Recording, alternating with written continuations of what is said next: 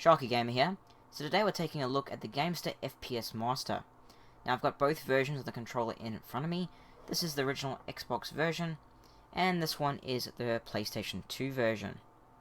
Now these are basically specialized first-person shooter controllers, and still to this day some regard them as basically some of the best first-person shooter controllers ever made. We're going to take a look at both versions today, so we'll start looking at the original Xbox version.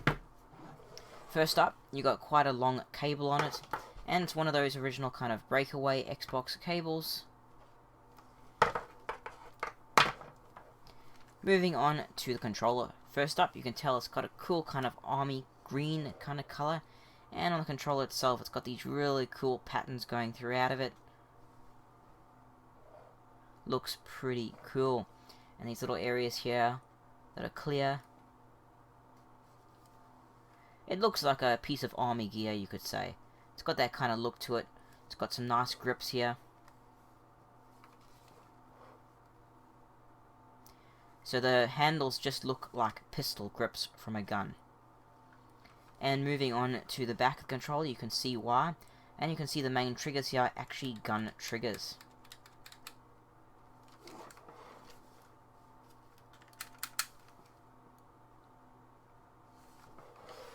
The idea is you hold it just like a gun, and you pull those triggers.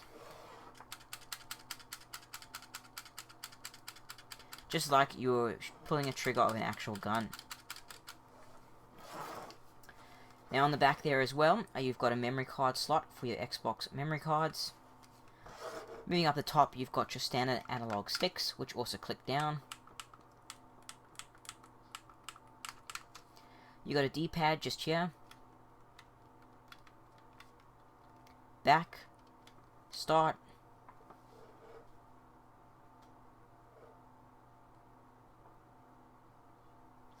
and moving the other side, you've actually got white and black.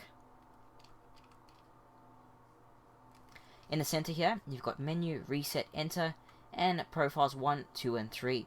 Now I'll get to that in a moment, and you've also got an LCD screen in the center. Now you notice first up, you're thinking, here's the sticks, where are your normal function buttons that are usually around here?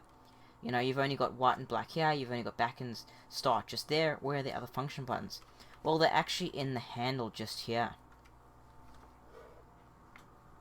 So on this side, you've got A and X, and on the other side is B and Y. And the idea there is when you're holding it, using the triggers with both those fingers, your other fingers down here that usually hold onto the handle can hit those buttons exactly.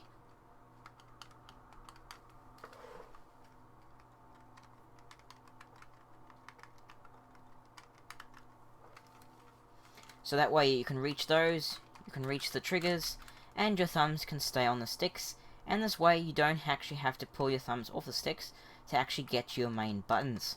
So they're all there in nice easy reach. So you really got everything you need without lifting your thumb off of the stick. And that's the whole idea of these controllers. They're meant to make it easier to basically access everything you need in one shot, so that you don't actually have to leave your thumb off the stick. Because a lot of people, especially if you ever played multiplayer games, then the one annoying thing a lot of people find is having to lift their thumb off the stick to press a button, such as throw a grenade or something like that. Because if you have to lift your thumb, that could be that moment where you could get killed in a match or something like that. So it's really crucial if you don't have to lift your thumb off your actual thumbstick. You can keep it on there all the time, and of course you can hit all your normal buttons down here with your other fingers while still pulling your triggers. So it's just an easy way of accessing everything, and it feels quite nice. It's actually very comfortable to hold, very comfortable to use. You can reach everything really nicely. Even if you need to get these for some reason, D-pad, anything like that, it's not hard to get to them at all.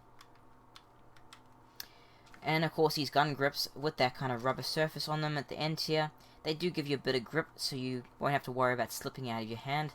And those triggers at the back are pretty cool. They feel like gun triggers. And they're nice and easy to reach as well.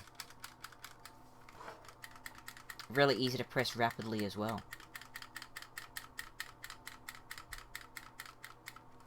Now that is not all the controller offers.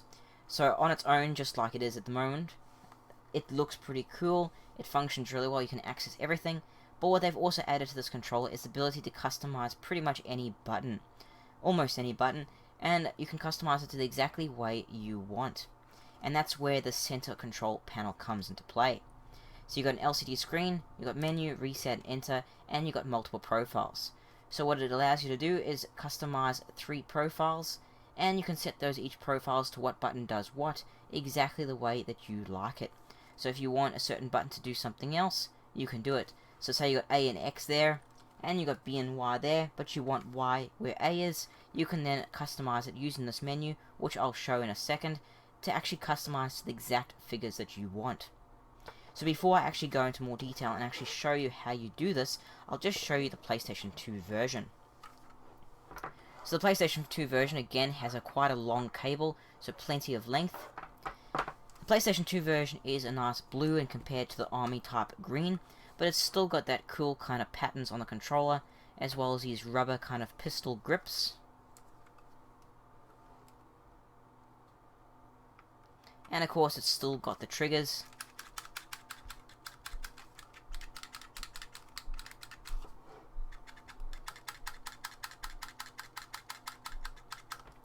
Now the back there is a slot there, but it actually doesn't have anything in it. Like this one had the memory card, but this one doesn't have anything, it's just there to match that one. On top, you've got the same sort of design elements, like you've got that cool like see-through kind of thing on the either ends there. You've got the LCD screen, menu, reset, enter, and of course the 3 profile buttons as well. You've got the analog sticks, which again also click down. The D-pad, select and start, square and circle.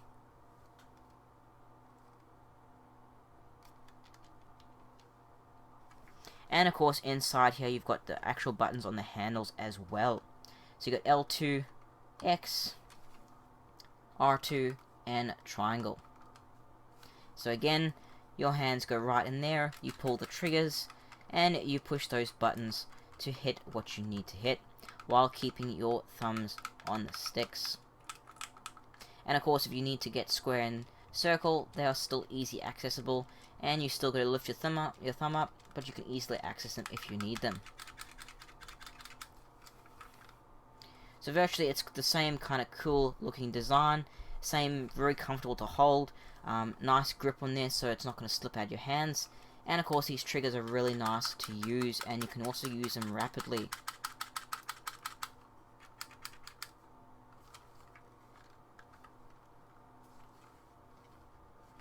Now, like I mentioned before with the Xbox version, both of them have that LCD screen in the center, and they've both got that menu, reset, enter, and the profile buttons at the side. So how does that actually work? Well, let me just plug the PlayStation 2 version in, and I'll show you. So I'm just plugging it in to get some power. Alright, so it comes up like this, and I'll try to get the screen into focus. First up, when it comes like this, it basically says preset 1 loaded, which means it's automatically loaded profile 1 there. If you press profile 2, it's going to say profile 2 loaded. So you can virtually customize all 3 profiles and then just load them when you need them. If I go to menu, it'll first say basically program buttons and invert. If you want to go to invert, you can go down and press enter, and of course then you can actually go down here and press exactly what you want, which stick you want inverted and which stick you don't want inverted. Go back to menu. Next thing is program buttons. You press that, you'll notice here it gives you options of all your buttons. If we go through here, it shows you every single button you can actually customize.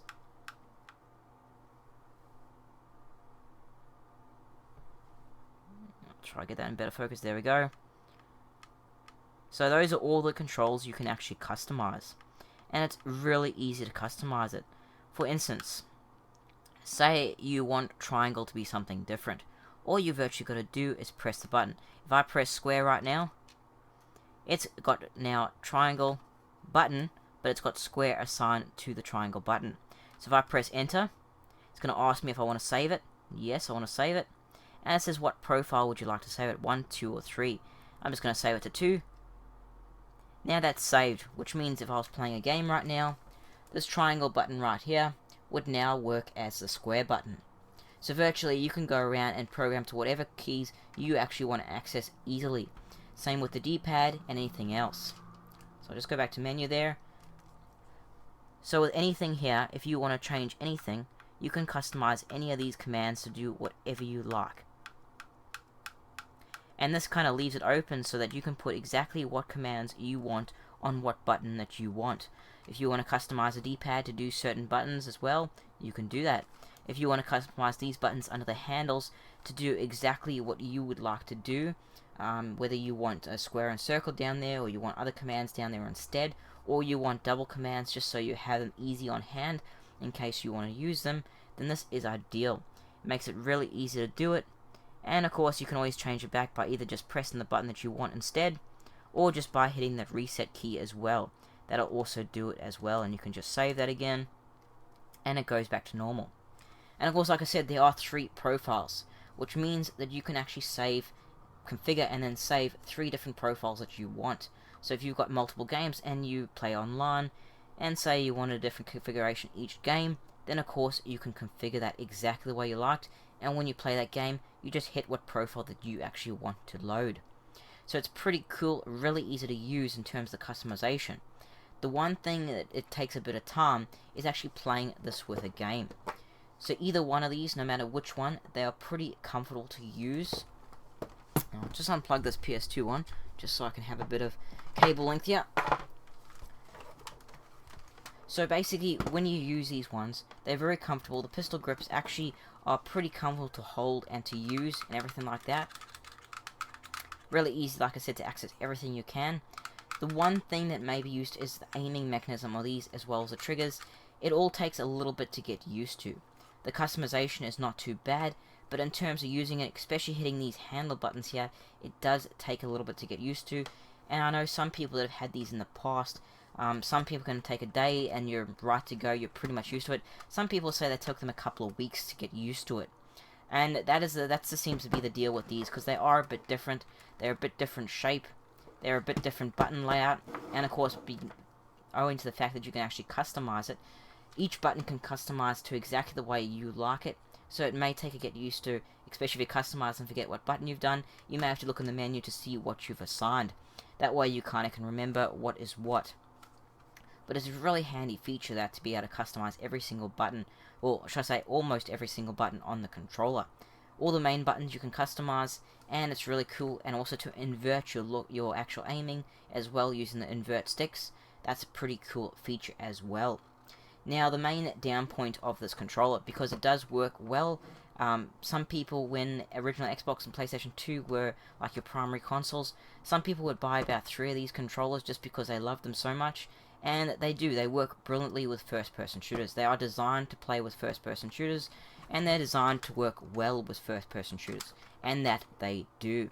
They're brilliant controllers, and once you get used to them, then you will absolutely be destroying your opponents. Now, the problem with them is that they are a bit cheaply made. So if they were a bit higher quality, it would have been better. But the fact is, and the most common thing you'll see with these, and I think this is why you don't see them that often for sale anymore, is because a lot of them were broken. And basically what usually ends up breaking first is the spring in these triggers. So you use these so much to, you know, shoot and do whatever you need to do on specific games, mostly shooting, that you actually wear out the springs inside there. And a lot of people that were really die-hard into multiplayer and playing online games with these kind of controllers, like if you look online, there's countless forums of people saying that they actually replace the springs like after a month or a couple of months. So really, they wear out really quickly. Another thing that is a bit touchy, especially, and one of the things that's the biggest thing to get used to, is these buttons here. You have to hit them in the sweet spot. When you're playing, if you hit them a bit too far forward or a bit too far back, they're not going to actually trigger. So you actually have to hit them right in the sweet spot to actually work, and that also takes a bit to get used to. Another thing is these sticks. A lot of people comment on how the actual sticks and the rubber wears off after a lot of play, and again that comes down to quality. So it seems like, from what I have read of other people with long-term use, like you're talking about people that probably play multiplayer games on a daily basis, all day long, wear out these controllers really quickly. But even though they wear them out, they're so in love with these controllers that they buy multiple controllers just as backups, so if one breaks down or wears out, they can just pick up the other one and keep using it. And I agree with that. They are very good controllers. They work well with first-person shooters. Very customizable. That is probably the best feature of them, other than the fact they are really nice shape and easy to reach buttons down there. And that way, of course, it just saves you lifting your thumb off the stick to reach function buttons up here or down here. You just reach them right on the handles, and you put all your commands right on the handles where you can easily access them. So overall, they are a great controller, and yes, they are probably one of the best first-person shooter controllers for PlayStation if you like the gamepad style controller. But they do have a bit of down points in being that they're a bit more cheaply made, and you probably find they won't last as long as some of your official controllers or even some of your other third-party controllers. But they do look pretty cool. Give you a bit of a side. They're pretty much exactly the same, both the Xbox and the PlayStation 2 version.